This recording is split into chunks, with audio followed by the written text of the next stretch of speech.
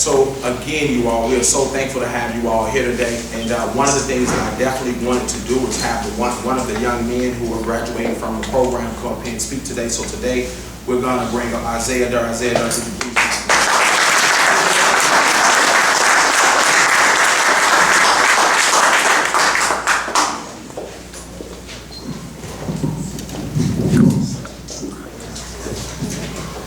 Good afternoon, ladies and gentlemen. How's everyone doing? Good. All right. Of course, my name is Isaiah Durr, and I'm a graduating father from the Dovetail Project. I'm doing wonderful this day. It's a blessing to be here, an honor to be here.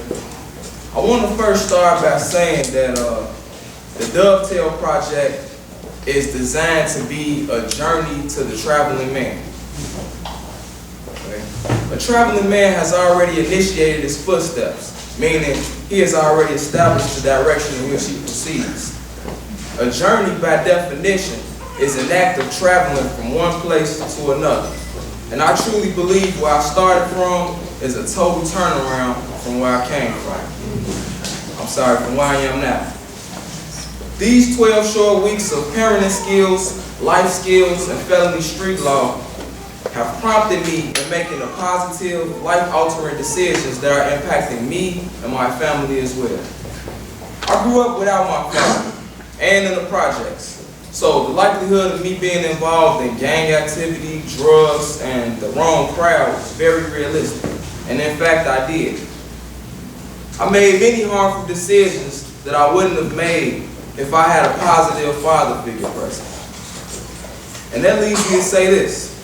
Fathers play a very important role in their children's lives. I made a stern decision a while back to be heavily involved in my children's lives, to ensure they didn't experience growing up like I did. 12 weeks ago, I made the best decision I ever made in my life.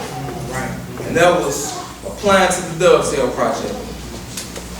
Before enrolling into the summer class of 2013, I was being misled by my own thoughts. I was thinking, like many of the young black men in today's society, I gotta do what I gotta do.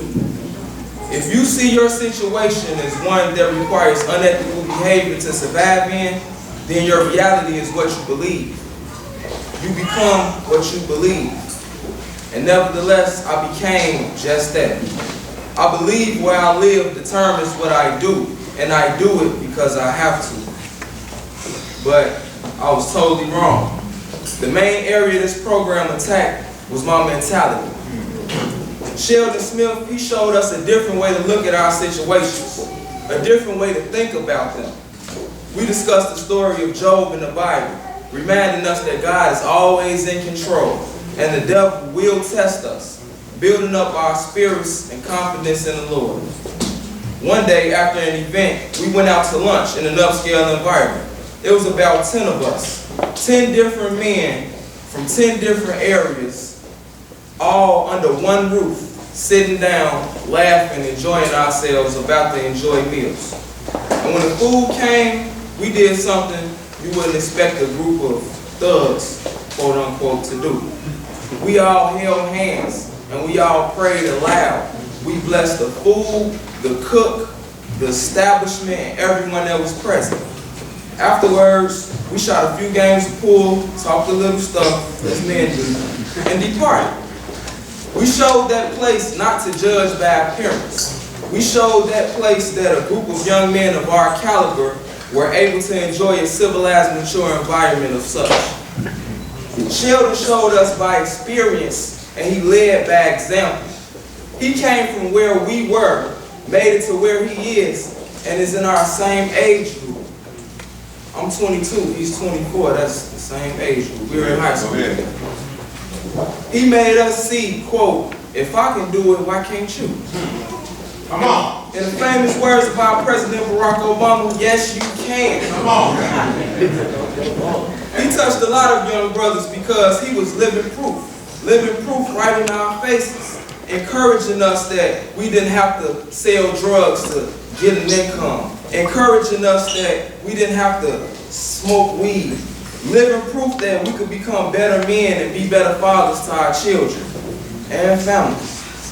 He explained the importance of how physical appearance affects job interviews. And I want to acknowledge a father from our class named Avante Williams. Brother, can you please stand up? This man cut his hair out of his own will. He didn't cut his hair because he had a job interview to go to. He didn't cut his hair because an employer contacted him. I give that man a lot of respect. You did too. I did too.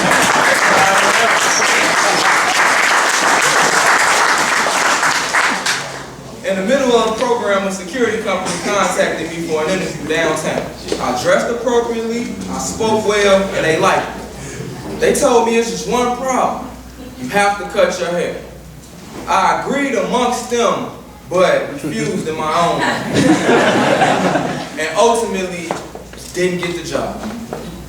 I shared the experience with Sheldon, who shared their experience with the class, who shared their thoughts about it with me. Today, I stand before you with a clean cut. Just a few months ago, I was a troubled youth. Just a few months ago, I was doing stuff I had no business doing. Come on. Just a few months ago, I had dreads. Come on. Just a few months ago, I was smoking weed. Come on. This program impacted me and encouraged me to stop smoking. It encouraged me to cut my dreads. Come on. To do better for my children by being professionally presentable for employers. It showed me that I didn't have to do anything illegal to get money, but be patient and trust in the Lord.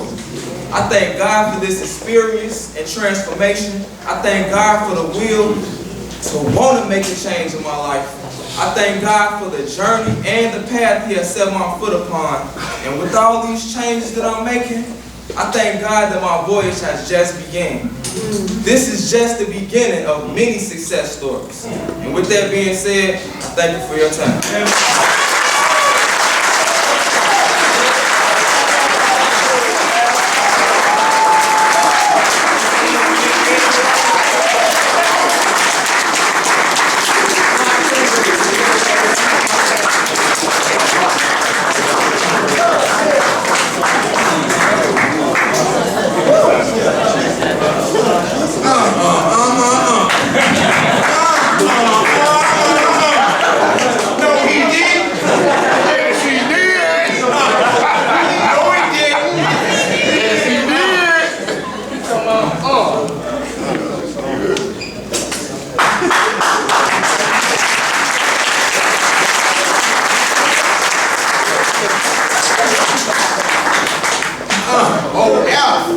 Organizing and fighting.